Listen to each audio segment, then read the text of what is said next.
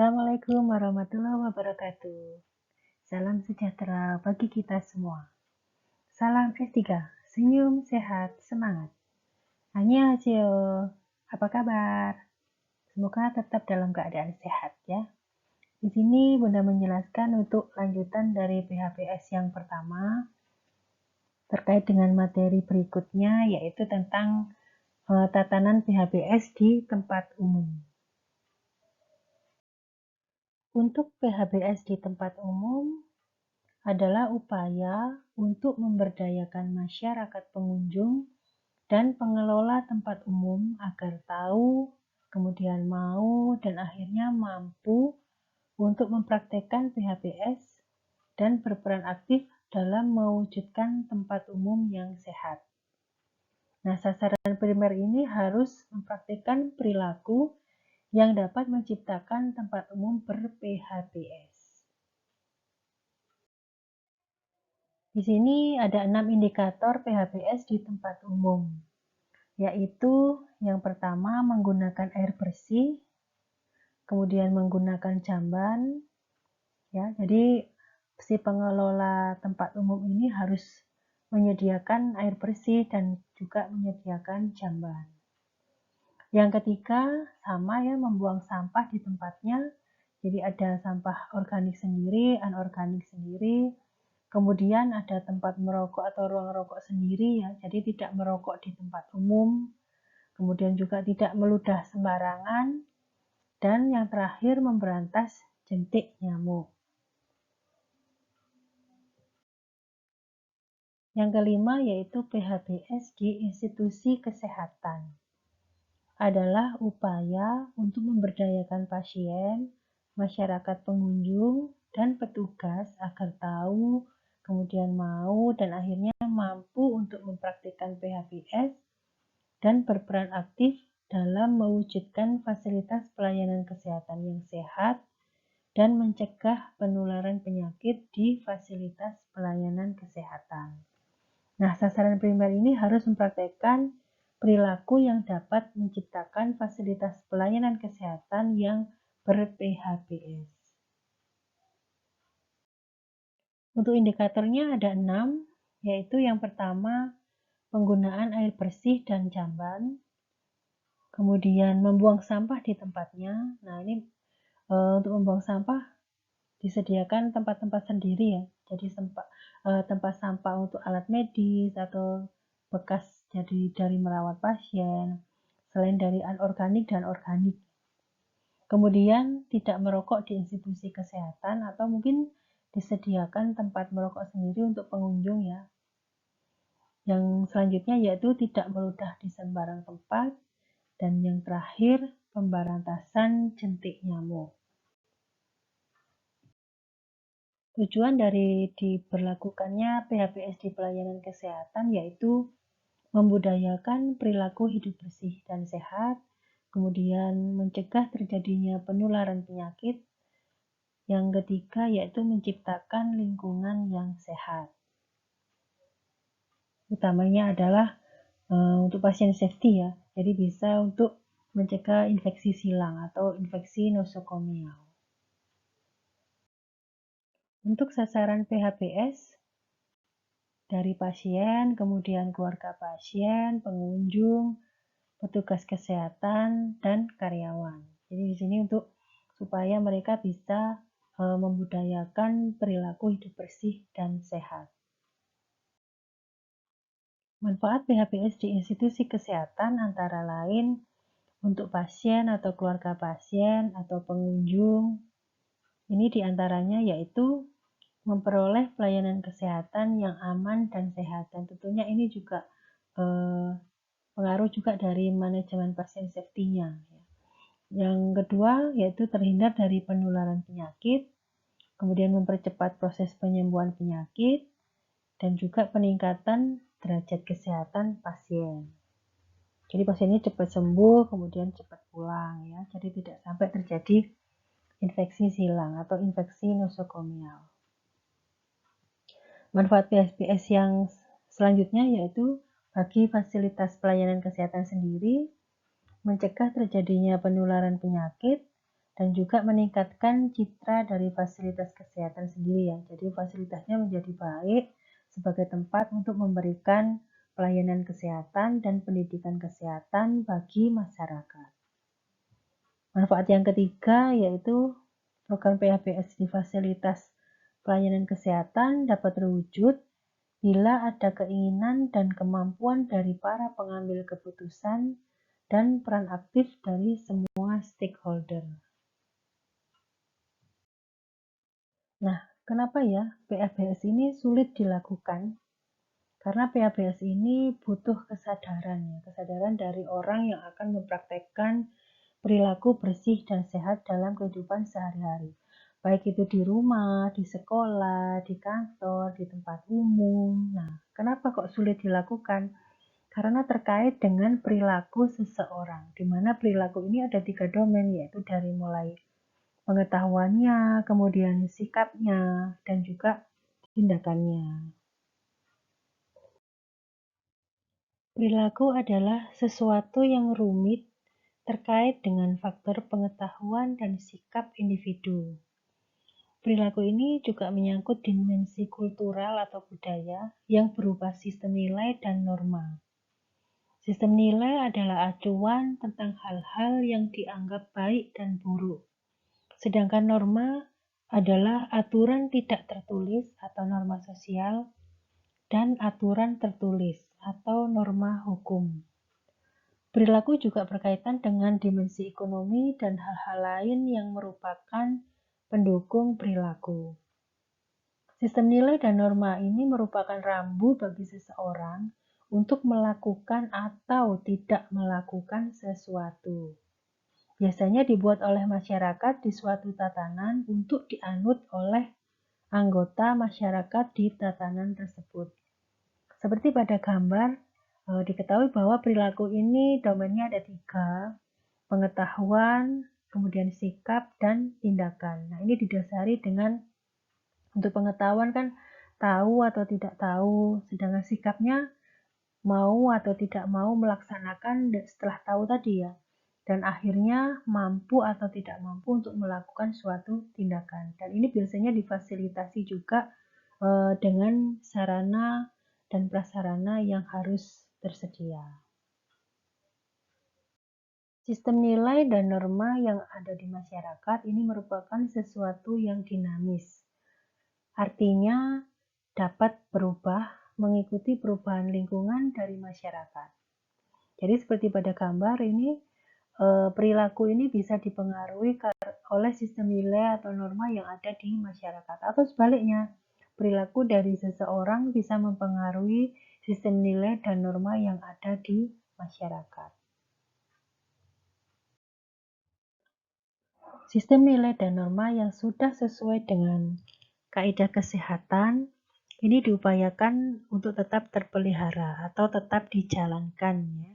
Sedangkan sistem nilai dan norma yang tidak sesuai dengan kaidah kesehatan, nah ini perlu dilakukan upaya untuk mengubahnya sehingga bisa berubah perilaku individu anggota masyarakat. Contohnya misalnya kalau dulu kan masih banyak ya bayi yang diberi pisang yang dilotek dengan nasi. Nah, kalau sekarang sudah banyak berkurang karena ibu-ibunya sudah mengetahui tentang bahayanya apa dan keuntungan diberi ASI eksklusif itu apa. Nah, ini bisa untuk mengubah sistem nilai dan norma yang ada di masyarakat. Kemudian, individu anggota masyarakat yang memiliki potensi besar untuk mengubah sistem nilai dan norma adalah tokoh masyarakat, baik itu formal atau informal. Jadi yang biasanya diidolakan atau sebagai panutan ya. Kalau di desa atau di kelurahan bisa mungkin contohnya Bu Lurah atau Bu Kadesnya ini bisa menyusui bayinya secara eksklusif. Nah, itu bisa dijadikan panutan oleh warganya. Sasaran PHBS dibagi menjadi 3, yaitu sasaran primer, sekunder, dan tersier. Untuk sasaran primer, yaitu sasaran langsung, adalah individu anggota masyarakat, kelompok dalam masyarakat, serta masyarakat secara keseluruhan yang diharapkan untuk mempraktekkan PHBS. Sedangkan sasaran sekunder adalah mereka yang memiliki pengaruh terhadap sasaran primer dalam pengambilan keputusan untuk mempraktikkan PHBS, yaitu para tokoh masyarakat yang umumnya menjadi panutan sasaran primer. Sedangkan sasaran PHBS tersier adalah mereka yang berada dalam posisi pengambilan keputusan formal sehingga dapat memberikan dukungan baik itu berupa kebijakan ataupun sumber daya dalam proses pembinaan PHBS terhadap sasaran primer. Ini biasanya disebut tokoh masyarakat formal, yaitu orang yang memiliki posisi menentukan dalam struktur formal di masyarakat atau penentu kebijakan, misalnya Pak Lurah, Pak Kades. Nah, ini istilahnya yang formal ya, tokoh masyarakat formal. Sedangkan tadi yang tokoh yang sekunder adalah tokoh masyarakat yang informal. Misalnya kalau di desa itu ada yang dituakan atau sesepuh di desa itu, nah ini bisa jadi panutan. Ataupun ada seseorang yang diidolakan di desa itu siapa yang bisa menjadi panutan. Nah itu juga bisa.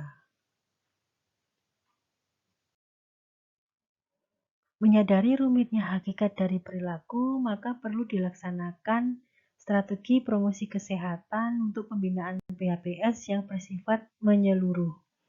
Ini mengacu pada Piagam Ottawa. Jadi ada 3 strategi pokok yang harus dilaksanakan dalam promosi kesehatan, yaitu advokasi, bina suasana, dan pemberdayaan. Tindakan dalam strategi promosi kesehatan yaitu yang pertama, mengembangkan kebijakan yang berwawasan kesehatan, yaitu mengupayakan agar para penentu kebijakan di berbagai sektor di tiap tingkatan administrasi menetapkan kebijakan dengan mempertimbangkan dampaknya terhadap kesehatan masyarakat. Yang kedua, menciptakan lingkungan yang mendukung, yaitu mengupayakan agar tiap sektor dalam melaksanakan kegiatannya mengarah pada terwujudnya lingkungan sehat baik fisik maupun non-fisik. Yang ketiga, memperkuat gerakan masyarakat, yaitu memberikan dukungan terhadap kegiatan masyarakat agar lebih berdaya dalam mengendalikan faktor yang mempengaruhi kesehatan. Yang keempat, mengembangkan kemampuan individu, yaitu mengupayakan agar setiap individu masyarakat tahu, kemudian mau, dan akhirnya mampu membuat keputusan yang efektif dalam upaya memelihara, meningkatkan, serta mewujudkan kesehatannya melalui pemberian informasi, pendidikan, dan pelatihan yang memadai. Yang kelima, menata kembali arah pelayanan kesehatan, yaitu mengubah pola pikir serta sistem pelayanan kesehatan masyarakat agar lebih mengutamakan aspek promotif dan preventif, tanpa mengesampingkan aspek kuratif dan rehabilitatif. Strategi yang pertama adalah gerakan pemberdayaan. Dalam upaya promosi kesehatan, pemberdayaan ini merupakan bagian yang sangat penting atau ujung tombak. Pemberdayaan merupakan proses memosisikan masyarakat agar lebih memiliki peran yang besar dalam pengambilan keputusan dan penetapan tindakan yang berkaitan dengan kesehatannya. Atau dengan kata lain, pemberdayaan adalah proses pemberian informasi pada individu, keluarga, atau kelompok sasaran secara berkesinambungan mengikuti perkembangan sasaran serta proses membantu sasaran agar berubah dari tidak tahu menjadi tahu atau sadar terhadap aspek knowledge, dari tahu kemudian menjadi mau atau aspek attitude-nya, kemudian dari mau menjadi mampu melaksanakan perilaku yang diperkenalkan atau aspek praktisnya. Sesuai dengan sasarannya dapat dibedakan pemberdayaan individu, pemberdayaan keluarga, dan pemberdayaan masyarakat. Jadi ada berbagai tindakan atau gerakan dari pemberdayaan ini ya. Strategi yang kedua adalah bina suasana. Merupakan upaya menciptakan lingkungan sosial yang mendorong individu anggota masyarakat untuk mau melakukan perilaku yang diperkenalkan. Ini seseorang akan terdorong untuk mau melakukan sesuatu bila lingkungan sosial di mana ia berada, baik itu di rumah, di organisasi, di tempat kerja, atau orang yang menjadi panutan, atau di kelompok arisan, atau majelis agama, ini menyetujui atau mendukung perilaku tersebut. Untuk memperkuat proses pemberdayaan, khususnya dalam upaya meningkatkan individu dari fase tahu ke mau, ini perlu dilakukan bina suasana. Terdapat 3 kategori proses bina suasana, yaitu bina suasana individu, bina suasana kelompok, dan bina suasana publik. Untuk bina suasana individu dilakukan oleh tokoh masyarakat. Tokoh masyarakat menjadi individu panutan dalam hal perilaku yang sedang diperkenalkan dengan mempraktikkan perilaku yang sedang diperkenalkan tersebut. Misalnya seorang kepala sekolah atau pemuka agama yang tidak merokok. Ini bahkan bersedia menjadi kader dan turut menyebarluaskan informasi guna menciptakan suasana yang kondusif bagi perubahan perilaku individu. Nah, jadi sebagai panutan untuk warga sekolah yang lain, misalnya tadi kepala sekolah ya. Atau misalnya pemuka agama tadi menjadi panutan untuk pengikutnya. Yang kedua, bina suasana kelompok ini dilakukan oleh kelompok dalam masyarakat. Misalnya pengurus RT, RW, majelis pengajian, perkumpulan seni, PKK, organisasi pemuda, Karang Taruna misalnya ya. Nah, bina suasana ini dapat dilakukan bersama dengan tokoh masyarakat yang telah peduli dan menyetujui atau mendukung perilaku yang diperkenalkan. Bentuk dukungannya yaitu mempraktekkan perilaku yang sedang diperkenalkan tersebut, kemudian mengadvokasi pihak terkait, dan melakukan kontrol sosial terhadap individu anggotanya. Sedangkan bina suasana publik yaitu dilakukan oleh masyarakat umum melalui pengembangan kemitraan dan pemanfaatan media komunikasi. Bisa radio, televisi, koran, majalah, situs internet ya atau medsos ya untuk saat ini sehingga dapat tercipta pendapat umum. Dalam kategori ini, media massa tersebut peduli dan mendukung perilaku yang sedang diperkenalkan. Dengan demikian, media massa tersebut menjadi mitra dalam rangka menyebarluaskan informasi tentang perilaku yang sedang diperkenalkan dan menciptakan perilaku umum atau opini publik yang positif tentang perilaku tersebut. Misalnya untuk sekarang yang terkait ASI eksklusif ya. Jadi tidak ada atau dilarang iklan misalnya terkait susu formula untuk bayi usia 0 sampai 6 bulan. Nah, jadi khusus hanya untuk ASI ya misalkan. Nah, itu berarti mitra tadi atau massa sudah peduli ya terhadap pentingnya ASI eksklusif.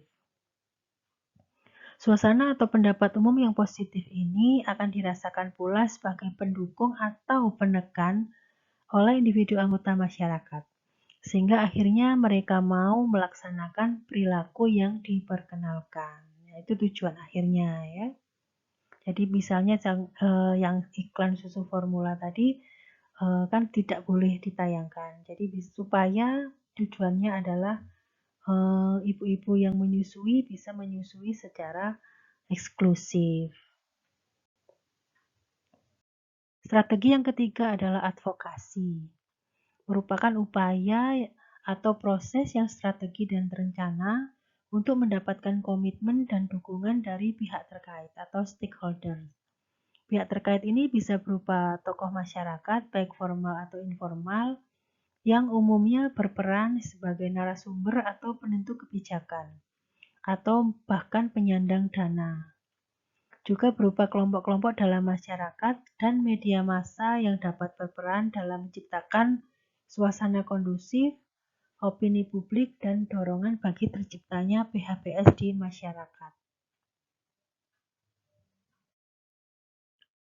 Sebagaimana pemberdayaan dan bina suasana, advokasi juga akan lebih efektif bila dilaksanakan dengan prinsip kemitraan, yaitu membentuk jejaring advokasi atau forum kerjasama. Ini anggotanya dari berbagai kelompok di masyarakat ya, misalnya dari pengurus RT, RW, majelis pengajian, ibu-ibu PKK, organisasi pemuda misalnya Karang Taruna, dan lain-lain. Nah, dengan kerjasama tersebut diberi atau melalui pembagian tugas dan saling mendukung, maka sasaran advokasi akan dapat diarahkan untuk sampai pada tujuan yang diharapkan. Tapi konsekuensinya yaitu metode dan media advokasi harus ditentukan secara cermat, sehingga kerjasama dapat berjalan dengan baik. Apa itu kemitraan atau partnership? Kemitraan harus digalang baik dalam rangka pemberdayaan ataupun dalam rangka bina suasana, serta advokasi, guna membangun kerjasama dan mendapatkan dukungan. Kemitraan perlu digalang antar individu, keluarga, atau pejabat atau instansi pemerintah yang terkait dengan urusan kesehatan, misalnya lintas sektor ya, atau tokoh masyarakat, media massa, dan lain-lain. Kemitraan yang digalang harus berlandaskan pada 3 prinsip dasar, yaitu kesetaraan, keterbukaan, dan saling menguntungkan. Kesetaraan tidak diciptakan hubungan yang bersifat hierarkis ya, tapi berada dalam kedudukan yang sama, yaitu dengan mengembangkan hubungan kekeluargaan, dilandasi kebersamaan atau kepentingan bersama. Bila kemudian dibentuk struktur yang hierarkis atau tim, ini karena adanya kesepakatan. Prinsip dasar kemitraan yang kedua yaitu keterbukaan. Dalam setiap langkah diperlukan adanya kejujuran dari masing-masing pihak. Setiap saran atau usul harus disertai alasan yang jujur, sesuai fakta, tidak menutup-nutupi sesuatu. Pada awalnya hal ini mungkin akan menimbulkan diskusi yang seru, seperti pertengkaran ya. Tapi dengan kesadaran akan kekeluargaan dan kebersamaan, maka akan terdorong timbulnya solusi yang adil. Prinsip yang ketiga yaitu saling menguntungkan. Solusi yang adil ini terutama dikaitkan dengan keuntungan yang didapat oleh semua pihak yang terlibat. PHBS dan kegiatan kesehatan harus dapat dirumuskan keuntungannya baik langsung ataupun tidak langsung bagi semua pihak yang terkait, termasuk mungkin keuntungan ekonomis bila mungkin. Misal contoh kasusnya adalah sampah ya. Jadi misalnya sampah, untuk mengurangi sampah maka kerjasamanya dengan pengelola sampah. Nah, sampah ini kan ada sampah organik dan sampah anorganik. Di sampah organik ini bisa mungkin dijadikan pupuk. Nah, pupuk ini bisa dijual menjadi uang. Nah, hasil atau laba dari penjualan pupuk ini, nah ini sesuai kesepakatan antara semua yang ikut menjadi mitra tadi. Jadi tidak hanya untuk satu orang yang misalnya pengelola sampah saja, tapi yang pihak terkait juga ikut menikmati dari keuntungan ini. Finally, macan dan makan, semoga bisa dipahami tentang penjelasan yang dari Bunda sampaikan tadi, dan terima kasih untuk perhatiannya. Saya akhiri. Wassalamualaikum warahmatullahi wabarakatuh. Salam S3, senyum, sehat, semangat. Kamsahamnida.